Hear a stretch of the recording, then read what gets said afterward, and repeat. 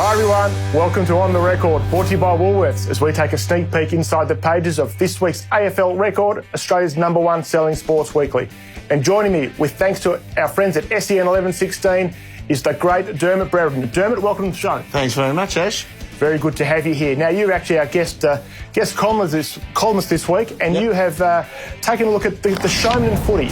Where have they gone? Why don't we have them anymore? When I was growing up, I just loved to watch the Showmen. I loved to watch the Lairs and everyone. What a surprise. Yeah, and a couple of the hard men as well. So I really enjoyed that theatrical side of the footy. Yeah, they have been a dying breed over the years. I want to talk about a couple that you've highlighted in your article. The first one is Trevor Barker, and I think you're a bit like me. You grew up not too far from Moorabbin, so even though you didn't barrack for St Kilda, you'd go watch them play. So tell me a bit about Barks. Yeah, he played at full back and he used to play off his opponent, and he had a jump from nowhere. He used to take hangers and screamers every week. He had that many great marks that went unnoticed.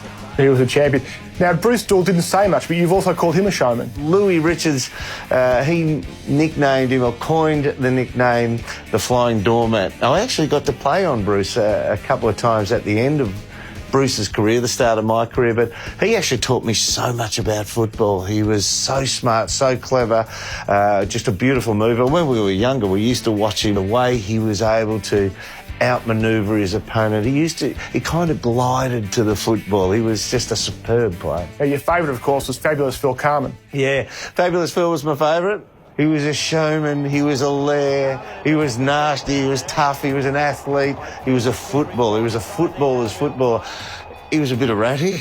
Really? Like someone we know? Yeah, but he was just everything that a young boy watches in footy and thinks, wow, I'd love to be that someday. Who's the showman today? Well, the only one who really comes out is Maxi Gawn. Maxi Gawn, I loved it a couple of weeks ago when umpire Pennell bounced the ball and he went, give it back to me. He's roundhoused it and knocked it about 35 metres away, and the umpire went, what's that for? And he just cheeky grinned, looked back at him, and then in the same match, he gets the ball and the Collingwood defender's running at him, and you're looking at him and you can see him just about smiling, go, come on, I dare, I dare. He's got a bit of showman in him. He's so big, he fears no one, because anybody who's looking to bump him, you always tend to worry about getting bumped in the head. That's what gives you a bit of fear. He's 6'11", so no shoulder's going to get anywhere near his head, so he's fearless. He doesn't have a predator, and he just smiles all the time. You can see he just loves the sports. And although the game is so clever, it's so smart, it doesn't really allow for characters like Maxi Gawn to thrive, or Phil, or any of those old-day Cowboy Neil, Robbie Muir characters. It doesn't really allow for them to thrive. So, Dermott, our cover story this week is goal kicking, the art of goal kicking. Who does it well? Who doesn't do it so well? I'd like to ask you, who's the best kick for goal that you remember playing with or watching? Never got to see myself, Ash, but I would say, only joking. I did get to see and play with Ken Judge. He was an extraordinary kick at goal. He was very, very balanced. He used to have a great theory. Go back off the mark, never take too much time, never to go too quick. Just go at your own pace. But he was so balanced. Everything was in line. He just never gripped the ball that hard either. Like strangle the ball and it can work against them. I thought he was the best shot at goal I'd ever seen. What about in today's game? Who would you like kicking for money for you? There's a couple of spuds out there, but I reckon the bloke who gets the job done best, because his action is just replicated each and every time so well, is Jack Riewoldt. Turn to the back half this week, and it is 1 year to the 1 year anniversary since the death of Adelaide coach Phil Walsh. And what these 12 months have shown, I think, Dermott, is how resilient a group of players the Adelaide guys are. They are. We thought they'd probably drop away a little bit too with the exit of Dangerfield. I mean, so that year's gone incredibly quickly. But I know every team's going to be better with Dangerfield in it, but they are a better team this year than they were last year. They've changed their game style a little bit more. They used to be just a dour defence, and it came out of there a little slow. Now they're coming out express. They're a bit of a trendy pick to win the flag now. Do you think they can win it?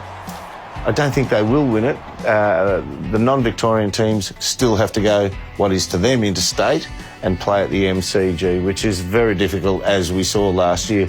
The West Coast Eagles were an extraordinary team for the year, but on the big day, the big dance, they had to go to the MCG, and it was just a bridge too far for them. All right, so who does win the flag while we've got you here? I think of all the teams, if they play their best football, Sydney's best football and Geelong's best football, they're the two teams that have best football capabilities in the comp. Yeah, I think I agree with you. I think they're the two best teams. Dermott, thanks so much for joining us. Pleasure. It's good to have you here. And now, let's have a look at this week's nominations for the Woolworths Mark of the Year competition. Jacobs and Goldstein. Well done, Goldstein. Dermott out the back. Harry kick. Laird goes back with a flight. Courageous from Laird. Brilliant. Small man against Brown, who's so much bigger. Jacobs, Sloan, Cunnington, all good players. To centre wing. Oh, Lever takes the beauty. He's a good size, Lee, isn't he? He can sort of play talls and smalls. Rance takes a good mark. Back inside 50. Rewalt this time. Rance was the man who took the grab in the centre. No surprises there. Look at Jack come straight over the top. Of course, you can have your say by visiting markoftheyear.afl.com.au. I'm going to vote for Richmond's Jack Rewalt for a fine contested mark last week at the MCG. So that's it for this week's edition of On The Record. Don't forget, when you go to the footy this weekend, to pick up your copy of the AFL record. Costs you $5. Look for the kids in the green jackets and the green caps. And thanks for watching. We'll talk to you next week.